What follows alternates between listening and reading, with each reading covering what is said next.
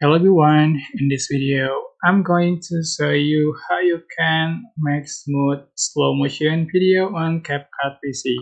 So it's very easy, just going to select your video and I'm going to split 4 and click the clip. You can click the speed option and select normal and swipe to the left for slower.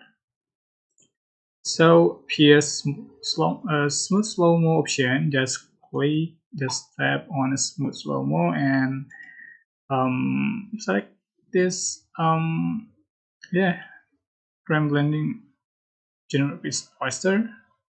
So it's processing. Just wait according to the longer of the video. Okay. Okay, so you can see the result. Just click play button.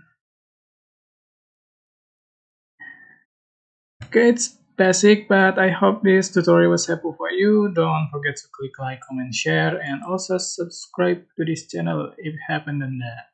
If you have any question, please leave in the comment section down below. Thank you so much for watching. Bye bye.